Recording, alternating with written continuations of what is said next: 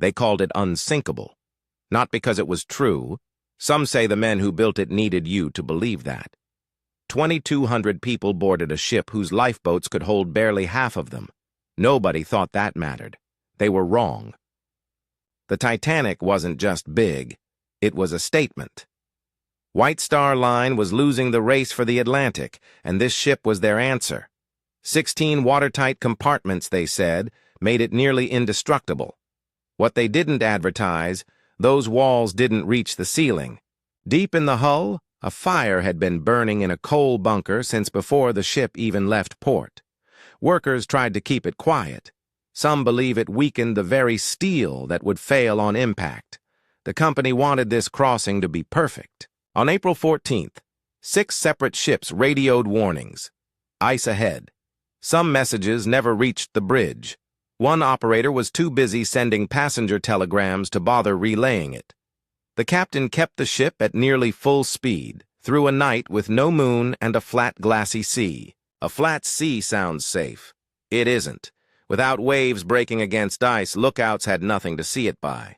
And that night, the crow's nest had no binoculars. The key to the locker had reportedly been misplaced by a crew member reassigned before departure. At 11:40 p.m., the lookout saw it. A shadow rising from the black water. He rang the bell 3 times. Iceberg, right ahead. The order came too late to turn fully. The ship scraped along its side, underwater, out of sight, out of mind, for roughly 40 minutes. Most passengers felt nothing more than a shudder. Some kept playing cards. Down below, the ship's designer, Thomas Andrews, walked the flooding compartments with the captain. He did the math in silence, then reportedly said it plainly. This ship has about 2 hours left. There were 20 lifeboats for over 2,000 people. Regulation allowed it. The rules hadn't caught up to ships this size. Crews weren't trained for this. The first boats launched barely half full because nobody believed the ship could actually be sinking. Women and children first, the order given, but not evenly kept. In first class, survival rates were far higher than elsewhere on the ship, especially among women and children. In third class, gates and narrow stairwells kept hundreds trapped below decks, some say deliberately until it was far too late to matter. On the deck, the ship's band kept playing. Witnesses disagree on the final song, but they agree on this. Nobody stopped them. Officers held back panic with pistols drawn. Some fired warning shots into the air as the crowd surged toward the last boats. Nearby, another ship sat still in the ice field, the Californian. Its crew saw distress rockets fired into the sky. They didn't understand what they meant. Its radio operator had reportedly gone to bed only a short while earlier. A single message could have changed everything. At 2:20 in the morning, the lights finally went out. The ship split in two. The bow sank first, dragging hundreds still clinging to the railings straight down into black water colder than anything they had ever felt. The water was 28 degrees, cold enough to stop a heart in minutes. Over 1,500 people went into that ocean. Only a handful of lifeboats went back for survivors. The rest stayed away, afraid of being pulled under by the screaming. By the time the rescue ship Carpathia arrived, nearly 2 hours had passed. Of over 2,200 souls aboard Titanic, barely 700 were pulled alive from the freezing dark. The ocean had already decided the rest. When the news reached shore, White Star Line's first telegrams claimed everyone was safe. Newspapers printed it. Families celebrated. Hours later, the truth arrived, and it destroyed entire towns that had sent their men to work on that ship. 2 official inquiries followed, one in America, one in Britain. Both asked the same question. Why was a ship going nearly full speed through a known ice field at night? Neither gave a fully satisfying answer. The captain who could explain it went down with his ship.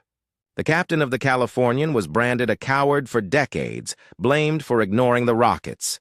Some historians now argue he was made a scapegoat, so White Star Line's own decisions would stay out of the spotlight. After Titanic, the rules changed fast.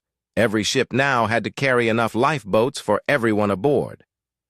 A permanent ice patrol was created in the North Atlantic. Radio operators had to stay on duty around the clock. It took an estimated 1,500 deaths to prove it was necessary. For decades, rumors persisted that the ship that sank wasn't even Titanic, that White Star secretly swapped it with its damaged sister ship, Olympic, for the insurance money. Most historians reject it. But the theory refuses to die because so much of that night still doesn't add up. There's also the matter of the missing binoculars. If that crow's nest locker had been unlocked, would the lookout have spotted the iceberg sooner? Some survivors believed those few extra seconds were the difference between a scare and a tragedy. In 1985, 73 years later, the wreck was finally found, 2.5 miles down, split exactly as witnesses described. Cameras revealed shoes lined up on the ocean floor, all that remained where a body had once rested. The wreck is decaying fast. Bacteria are eating the iron itself, forming strange rustical formations dripping off the hull. Scientists estimate that within a few decades, Titanic could collapse into the seabed and disappear entirely. More than 1,500 people died that night, not because the ocean was unbeatable, but because of decisions made in boardrooms, on bridges, and in locked cabinets. Decisions nobody thought would matter until they were the only thing that did. So here's the question historians still argue about. Was Titanic an accident, or the price of a company that valued speed and reputation over enough lifeboats for everyone aboard? Tell me what you think really sank that ship.